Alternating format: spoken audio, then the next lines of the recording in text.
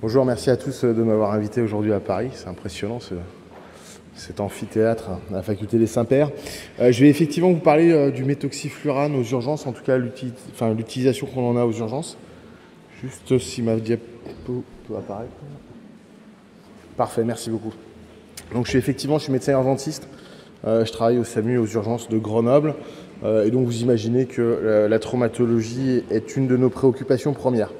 Je commence cette présentation avec mes liens d'intérêt. Alors j'ai des liens d'intérêt à peu près avec toutes les sociétés pharmaceutiques qui existent en France, mais surtout avec Mundipharma qui en fait commercialise le méthoxyflurane, pour lequel j'ai fait des interventions en congrès et donné quelques avis d'experts. Aujourd'hui, je ne suis pas ici invité par Mundipharma, mais par le CNRD.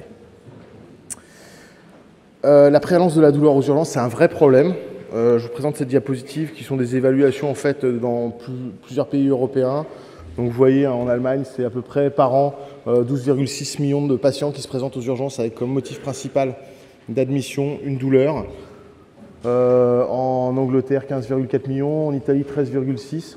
Bon, chez nous, c'est un peu moins. Alors, est-ce qu'on est moins douloureux ou est-ce qu'on évalue moins bien la douleur? C'est une vraie question. Quoi qu'il en soit, si on considère les patients qui arrivent douloureux aux urgences, c'est donc 76% de nos admissions qui ont une échelle de douleur qui est non nulle. Et en fait, on s'aperçoit, ça c'est une étude de 2010, mais malheureusement, j'ai peur que les chiffres soient les mêmes si on refaisait cette étude aujourd'hui. En fait, on a seulement 60% des patients qui ont une douleur modérée ou sévère qui reçoivent, il y a 60% qui ne reçoivent pas d'antalgique au cours de leur passage aux urgences. Donc on traite seulement 40% de nos patients qui ont mal aux urgences. Vous imaginez quand cette étude est sortie dans les annales françaises de médecine d'urgence, ça fait un peu révolution, on s'est quand même posé des questions. Et puis ça va même plus loin, en fait, on s'aperçoit que même parmi ceux qui ont des antalgiques aux urgences, on a plus de la moitié qui attendent 1 heure pour avoir un antalgique aux urgences, ce qui paraît totalement inconcevable aujourd'hui. Donc il faut qu'on s'améliore. Surtout que quand on est médecin urgentiste, ce qu'il faut bien comprendre, c'est que prendre en charge le patient douloureux, effectivement, c'est éthique, c'est du soin, c'est le sens de notre travail, mais ça va aussi nous permettre d'améliorer nos conditions de travail d'une manière globale. Je vous présente juste cette étude, mais il y en a plein d'autres, où en fait, on s'aperçoit que si on fait un traitement de la douleur qui est adéquat, à ce moment-là, on va diminuer en fait le nombre de patients qui restent aux urgences, on va diminuer la durée de séjour aux urgences. Et donc, ça aura tout un intérêt pour nous. Vous avez tous entendu parler de la surcharge des services d'urgence. Donc, plus on va traiter la douleur, plus on va la traiter précocement, meilleur va être notre flux de patients aux urgences et plus on pourra travailler dans des conditions qui sont optimales pour nous et pour les patients.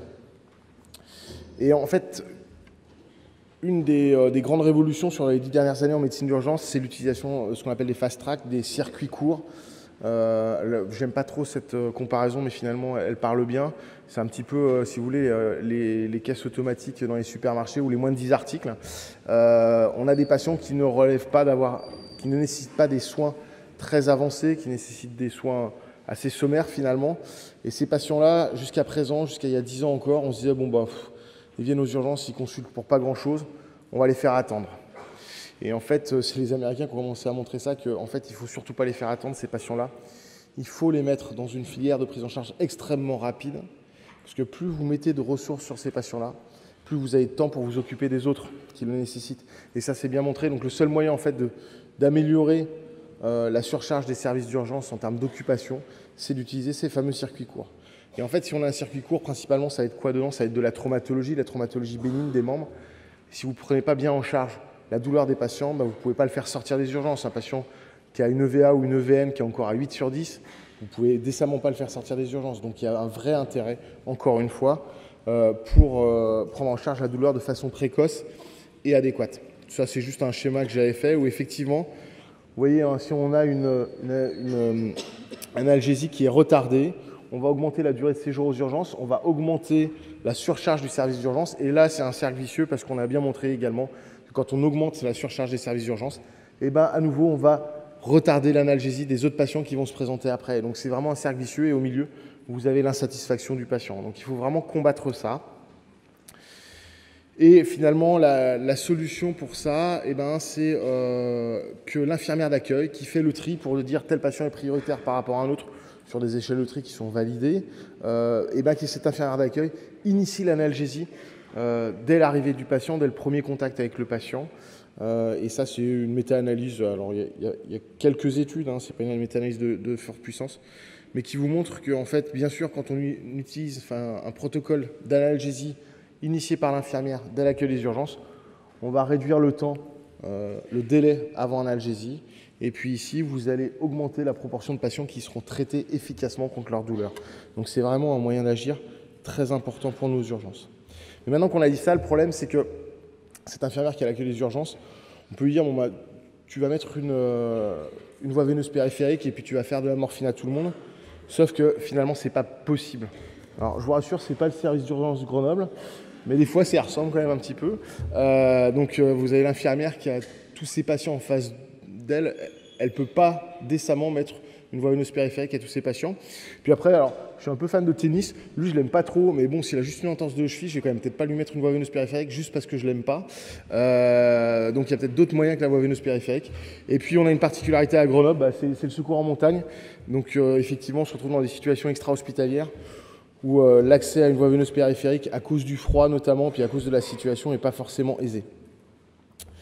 Donc qu'est-ce qu'on a comme solution? Eh ben, vous avez la solution du protoxyde d'azote, vous avez la solution de certains dispositifs avec une pulvérisation intranasale, vous avez des formes orodispersibles, des formes transmuqueuses, et puis vous avez le Pintrox. Vous le voyez ici utilisé, en fait c'est au cours d'un match, si mes souvenirs sont bons, de volleyball en Australie. Donc ce fameux méthoxyflurane. Et en fait, tout ça c'était juste de l'introduction pour le méthoxyflurane, mais finalement c'est peut-être le plus important et vous allez comprendre pourquoi. Vous imaginez, c'est juste une représentation schématique, mais ici vous avez l'efficacité antalgique avec 100%, on a l'efficacité maximale. Et ici vous avez la durée depuis l'admission aux urgences, c'est une échelle logarithmique, attention. Donc ici vous avez 10 minutes, et puis ici vous avez à peu près 60-70 minutes. Le problème c'est que, en fait, quand votre patient il est sur une filière courte, un fast track, il va arriver, l'infirmière va lui faire une analgésie par voie orale, par exemple avec un dispositif transmuqueux ou avec un comprimé orodispersible. Elle va l'envoyer faire sa radio, ou même avant, imaginez une personne âgée qui a une fracture du col du fémur, il faut la transporter du brancard des pompiers ou des secouristes sur le brancard des urgences, donc on induit de la douleur. Bien sûr, quand on réalise, imaginez, vous avez cette fracture au niveau du poignet, vous allez faire la radio, vous imaginez que vous allez avoir un petit peu mal. Et le problème, c'est qu'avec toutes les formes orodispersibles, les transmuqueuses qu'on a, eh ben, on ne couvre pas en fait. Pardon, je suis en train de tout changer. Hop, hop, hop. Voilà, on ne couvre pas cette partie-là. En fait, vous pouvez prendre tout ce qui existe en forme orodispersible à libération rapide, transmuqueux, etc. Les 20-30 premières minutes, vous n'agissez pas sur la douleur de votre patient. Donc c'est bien gentil, mais du coup, on ne va pas lui induire des douleurs en plus pendant ce temps-là. Et donc pour nous, à Grenoble, en tout cas, c'est le choix qu'on a fait. C'est là où le méthoxyflurane va avoir tout son intérêt. Le méthoxyflurane, grossièrement, c'est quoi? C'est une très vieille molécule qui date des années 60-70, qui initialement a été développée par les anesthésistes réanimateurs et qui était utilisée en anesthésie pour endormir les patients. Le problème, c'est que en fait, sur 100 patients qui étaient endormis par le méthoxyflurane, il y en avait à peu près 70 qui faisaient une insuffisance rénale grave. Donc rapidement, ils se sont dit on va arrêter d'utiliser cette molécule. Ça a été retiré du marché dans beaucoup de pays, sauf en Australie et en Nouvelle-Zélande, où il s'était aperçu que le méthoxyflurane à beaucoup plus faible et sur des durées d'utilisation beaucoup plus courtes, le méthoxyflurane en fait n'induit pas d'insuffisance rénale, on y reviendra. Et donc du coup, ils se sont rendus compte qu'à ces doses faibles, il y avait des propriétés analgésiques à cette molécule et ça a été utilisé notamment donc en Australie et en Nouvelle-Zélande. Comment ça se présente le Pintrox? Donc le méthoxyflurane, c'est la forme française, c'est la seule dont on a l'utilisation qui est à notre disposition. Vous avez une espèce, alors, je n'aime pas que je dise ça, mais on dirait une pipe à eau, je trouve en fait. C'est un peu les années 70, il y a une réminiscence, où vous mettez en fait dedans le dispositif, vous avez une fiole où vous avez ici 3 ml de méthoxyflurane qui va aller imbiber en fait un tampon dans le dispositif. Et ensuite, c'est vraiment de l'auto-administration du patient. Il faut lui dire, sur les premières inhalations, de respirer doucement, parce qu'il y a en fait c'est un éther halogéné, donc vous imaginez que dans les 2-3 premières aspirations du patient, c'est très frais au niveau de l'arrière-gorge, mais c'est aussi un goût d'alcool qui n'est pas forcément très agréable, donc il faut les prévenir, et passer les 2-3 premières inhalations, aspirations, cet effet disparaît.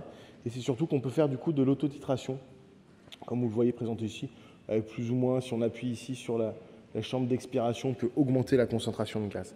Quoi qu'il en soit, les études montrent qu'au bout de 6 à 10 inhalations, vous commencez à avoir une efficacité significative sur la douleur. Alors j'ai fait le choix de vous présenter en premier les données sur la sécurité d'emploi parce qu'on l'a dit, c'était initialement un gaz qui était utilisé en anesthésie avec beaucoup d'effets indésirables. Et en fait, je vous montre juste cette diapositive qui est en fait une diapositive de toxicocinétique. Ce qui est important à voir, c'est ici, c'est les concentrations sanguines en méthoxyflurane.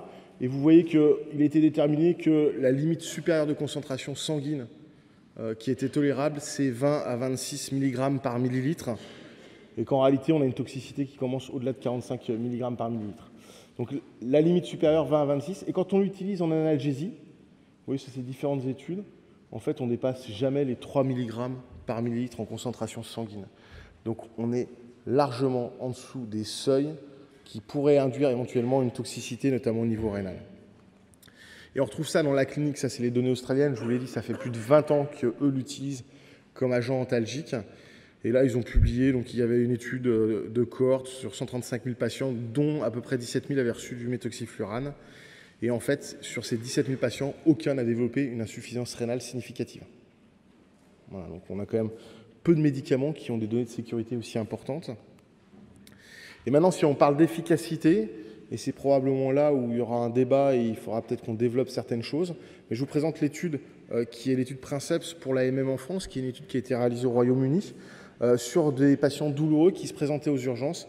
C'était dans un groupe, c'était du randomisé en double aveugle, dans un groupe on mettait un placebo, dans un autre groupe on mettait du méthoxyflurane, et bien sûr les patients dans le groupe placebo comme dans le groupe méthoxyflurane avaient le droit à un antalgique de secours. Et ce qui est intéressant à voir, c'est que dans le groupe méthoxyflurane, vous voyez qu'à 15 minutes, on est à moins 34 mm sur une échelle de douleur, tandis qu'on est à moins 15 mm dans le groupe placebo, et que cet écart le plus significatif est à 15 minutes. D'accord ? Donc, regardez déjà à 5 minutes, on voit déjà l'effet qui commence à apparaître, il est significatif.